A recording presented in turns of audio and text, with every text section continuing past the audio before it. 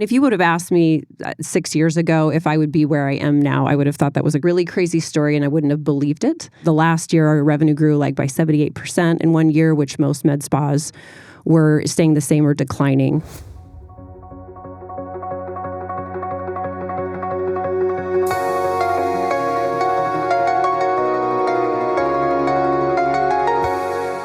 Hello, welcome to Illumine Podcast. This is my very first episode.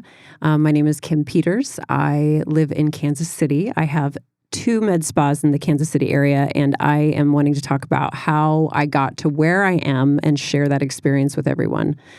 Illumine is a word that when I first discovered it, I hadn't even heard of it before, and I had to look up the description of it.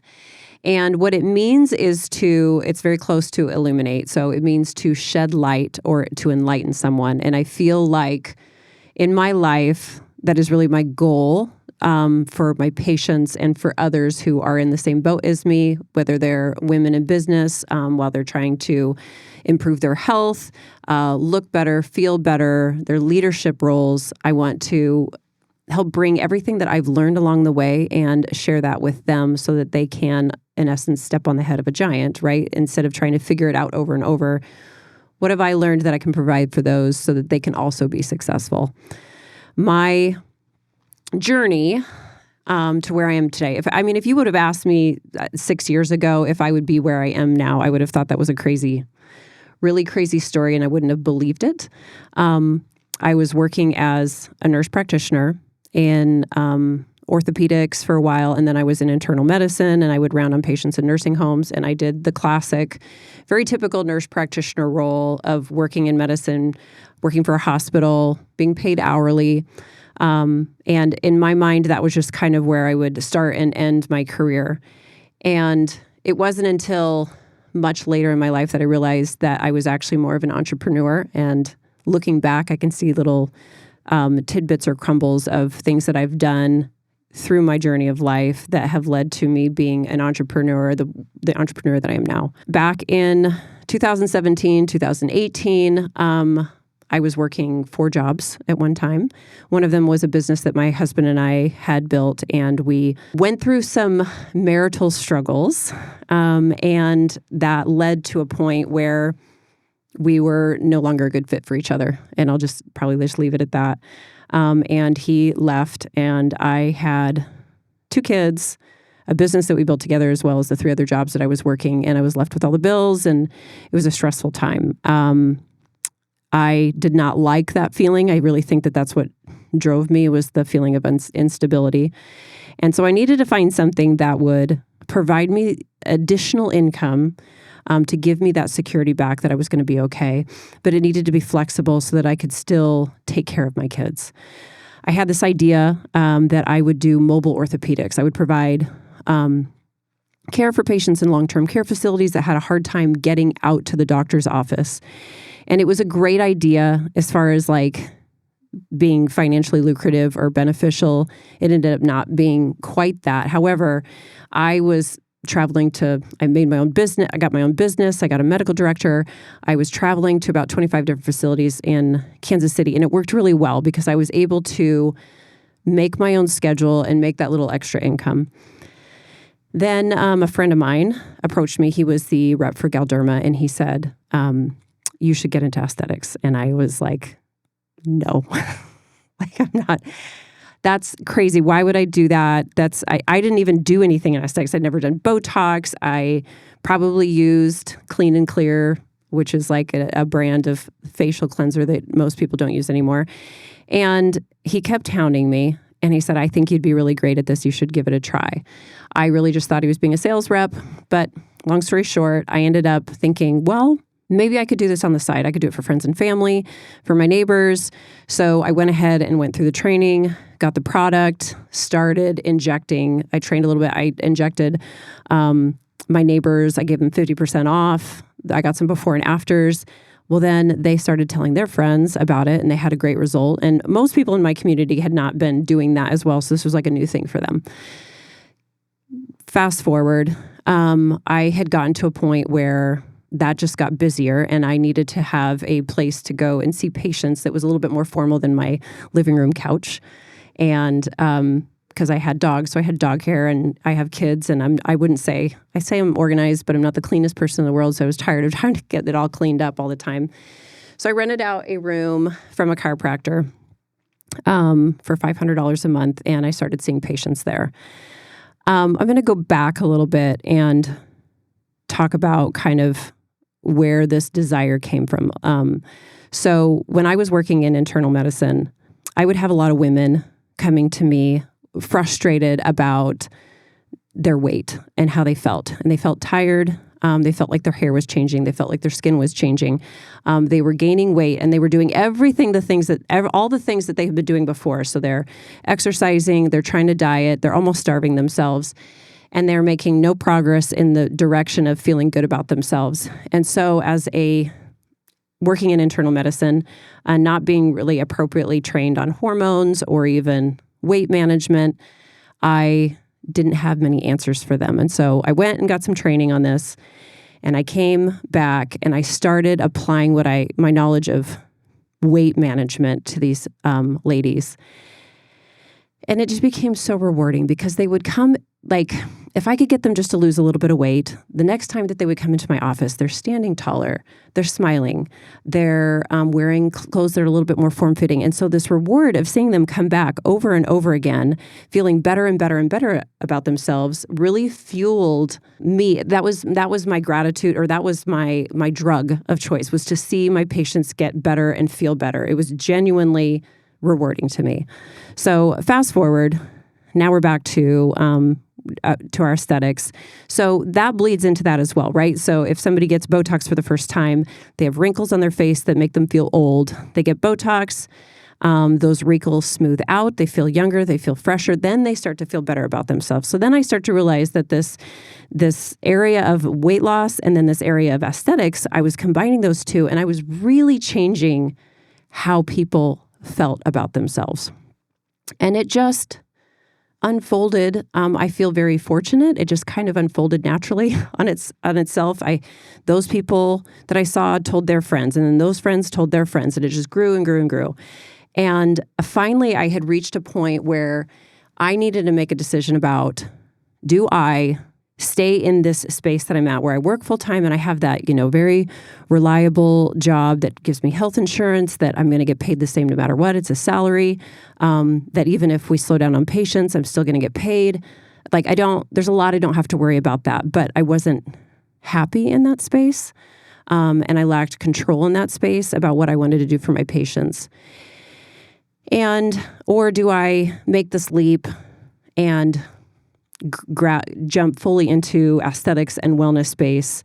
So I did, obviously. For those that know me, I have a few places that I run. It was one of the best decisions I made, was to jump into that space. And I quit my job. The last year, our revenue grew by 78% in 1 year, which most med spas were staying the same or declining. Part of what I do now is I consult with other med spas and wellness centers and other practitioners, professionals in the space, and they ask, what are you doing, or what do you do different, or why are you so successful? And I don't know that I could tell you specifically, because it's really hard to track that, in my opinion. I think a lot of people get into med spa and wellness space because it can be potentially very, very lucrative. And when I started it, I had no idea that it was lucrative. I truly and genuinely did it because I was seeking that reward of having somebody feel better about themselves. And I know that sounds sappy. That's generally where I started.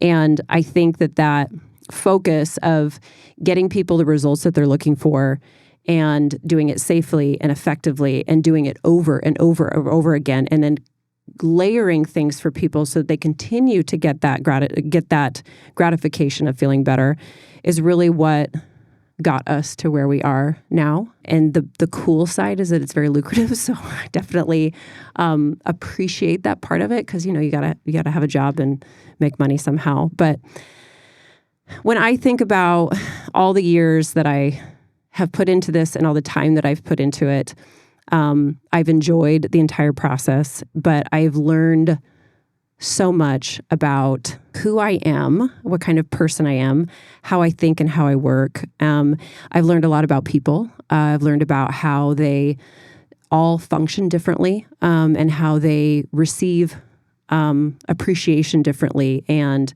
that they grow differently. And I've learned how to have greater boundaries for myself, and I've learned how to grow, and I've learned what not to do. I've learned a lot of what not to do because I've just kind of tried things and figured out it didn't work. One thing that I truly enjoy is also teaching and teaching other people how to do things. I do that. I do some consulting on the side. It's independent, but I also contract with a company called InMode and train other med spa owners on how to use their devices, how to use them effectively. And I believe that I've been successful with that because there is some skill that I've earned or learned is to be able to communicate things to others in a way that makes sense for them, where the light bulb goes off. And that light bulb is also rewarding to me. If I can help somebody be successful with something that they've struggled with, it's very rewarding and fun. So as I'm building my business and this podcast, really the intention is that I am able to further share those things with other people, and not only from my own experience, but I want to bring in other people that have had a similar but different experience and different perspective, and see how they can also contribute to sharing to others that are in the space that we are, that are trying to grow and change and get better at what they're doing. We're going to talk about being a woman and all that's surrounding that. We're going to talk about being, which is like a mom, fitness, wellness, health, being in business, being a career person, being a leader. I want to talk about all those types of things, as well as all the challenges that I've met, how I've grown from that, and how I can share that to other people so that they can also grow. And it's not just the business aspect. I also want to talk about hormones, weight loss, cortisol levels, aesthetics, injectables, different treatments, so that we can all kind of understand and grow on the knowledge that I've earned over the past several years. What I want for those that are listening is to find value in what I'm providing in terms of learn from my mistakes, but also my successes. There's things that I have failed at. There's things that I've succeeded at. And I would love to share that to make somebody else's journey to reaching their goals a little bit easier and a little bit more attainable. And also my goal is to make it very relatable. I've listened to a lot of speakers, and some of them are just kind of hard to listen to. And hard to grasp. Not that they don't have value in what they're communicating, but my hope is that I can communicate everything that I would like to share in a way that makes sense to somebody, and it's applicable to what their needs are. I think something else that I want to communicate is that a lot of this stuff isn't quite as hard or as intimidating as it seems. For example, I recognized that managing people's hormones was going to be exponentially beneficial to my patients, that I was doing them a disservice by not educating them on that and providing some sort of service to solve that problem. However, I wasn't educated or well-versed in it. And what I didn't want to do was I was very intimidated by the whole concept of hormone replacement therapy because I didn't want to hurt anybody.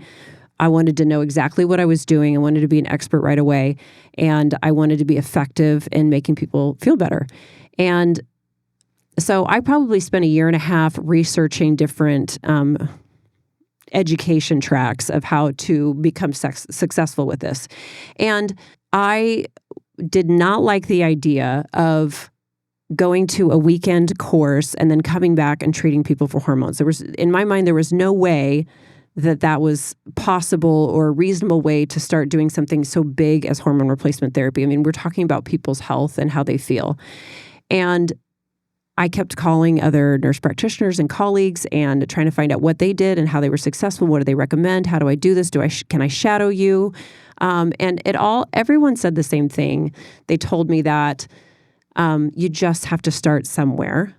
And so you start with that weekend seminar, and then you execute that knowledge at a basic level, and then you grow on that, and you keep educating yourself, and you just keep going to more conferences. So where I'm using this as an analogy is that people look often at the big picture of doing something really grand, And of course, that's going to come with problems and challenges, and it's going to be intimidating. But if it was simple, everybody would do it. But I guess what my message is that it's attainable, and that I hope that I can lead people in a way that if you take small steps and look and kind of break it down and cut it down into little slices and just chip away at it a little bit at a time, those great things are very attainable. And just about anybody can be successful with that. If you are relating to anything that I've talked about and you want to grow your business, or you just really need some validation or some encouragement and want to hear from other women who have met similar challenges, have already conquered them, and you hope to grow from that, then I strongly recommend that you follow Illumine Podcast. Thank you for listening. This is Kim Peters. You guys have a great day.